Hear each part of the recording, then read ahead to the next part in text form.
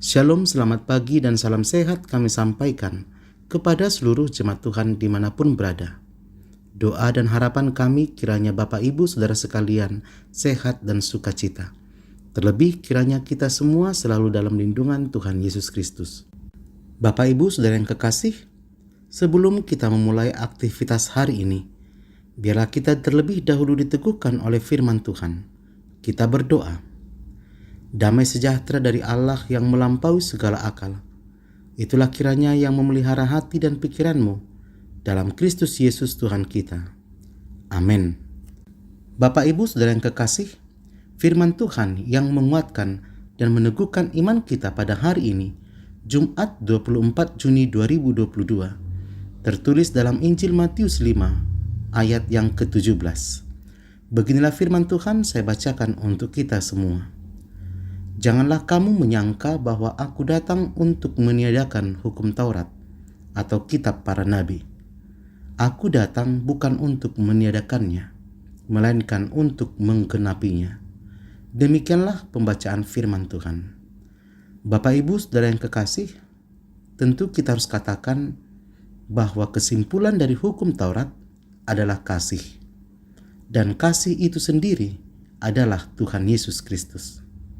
Sehingga melalui perikop hari ini, Tuhan Yesus menegaskan bahwa Ia datang bukan untuk meniadakan hukum Taurat, melainkan untuk menggenapinya.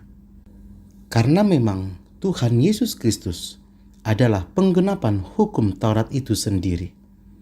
Sehingga dengan tegas Tuhan Yesus mengatakan bahwa barang siapa meniadakan salah satu perintah Taurat, sekalipun yang paling kecil, maka ia akan menduduki tempat yang paling rendah di dalam kerajaan surga. Bapak Ibu Saudara yang kekasih, maksud perkataan Yesus melalui perikop ini adalah Taurat tidak memiliki arti apa-apa jika hanya dipandang sebagai peraturan keagamaan semata. Akan tetapi Yesus Kristus menggarisbawahi bahwa Taurat akan bermakna ketika perilaku dan sikap benar-benar dijiwai olehnya. Dengan demikian Taurat menjadi inspirasi yang menuntun orang kepada kebaikan dan menjadi sumber moral dalam bertindak dan berbuat apapun dalam hidupnya. Orang yang demikian menurut Tuhan Yesus akan menduduki tempat tertinggi di dalam kerajaan sorga. Sorga bukanlah untuk orang yang hanya mengaku percaya kepada Tuhan Yesus Kristus.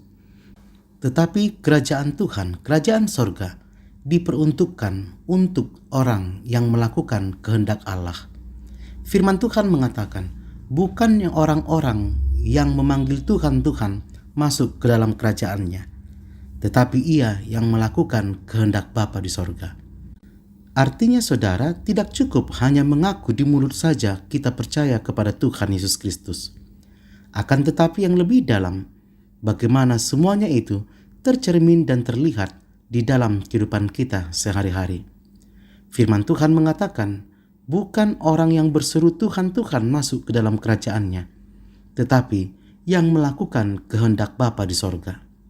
Dan inilah yang dikecam oleh Tuhan Yesus Kristus kepada ahli Taurat dan orang-orang Farisi ketika itu, bahwa melalui firman Tuhan hari ini, Ia mau mengatakan, hukum Taurat tidak akan memiliki arti apa-apa jika hanya dipandang hanya sebagai peraturan keagamaan semata. Sehingga Tuhan Yesus mengatakan bahwa Ia datang bukan untuk meniadakan hukum Taurat, tetapi untuk menggenapinya. Bapak Ibu Saudara yang kekasih, mengamalkan cinta kasih merupakan bentuk nyata untuk turut ambil bagian di dalam melakukan hukum Taurat. Dan yang seperti kita imani, bahwa cinta kasih itu sendiri adalah Tuhan Yesus Kristus. Sehingga saudara, di dalam meneladani Tuhan Yesus Kristus dan melakukan kehendak Tuhan Yesus Kristus, di sana kita telah melakukan hukum Taurat. Karena Taurat Tuhan digenapkan melalui kedatangan Tuhan Yesus Kristus. Biarlah hidup kita selalu meneladani Tuhan kita Yesus Kristus. Bagaimana kita melihat bahwa ketika Tuhan Yesus Kristus melayani di dunia ini, Ia selalu menunjukkan dan mempertontonkan cinta kasih kepada orang-orang di sekitarnya. Dan bagaimana Tuhan Yesus Kristus juga mengajari kita agar kita mengasihi bukan hanya kepada orang-orang yang berbuat baik kepada kita, tetapi lebih daripada itu, Tuhan Yesus mengajari kita untuk mengasihi orang yang berbuat jahat kepada kita. Karena memang dengan melalui cinta kasih, kita bisa menaklukkan orang-orang yang berbuat jahat kepada kita. Sebagaimana yang dilakukan oleh Tuhan Yesus Kristus pada masa hidupnya. Saudara, kelembutan cinta kasih akan mampu menaklukkan segala kejahatan. Dan inilah teladan yang diberikan oleh Tuhan Yesus kepada kita. Biarlah kita tetap melakukan hukum Taurat yang tercermin dalam hidup meneladani Tuhan Yesus Kristus. Karena Tuhan Yesus adalah hukum Taurat itu sendiri, dan hukum Taurat itu adalah kasih. Selamat pagi, selamat beraktivitas, Tuhan Yesus memberkati. Amin, kita berdoa.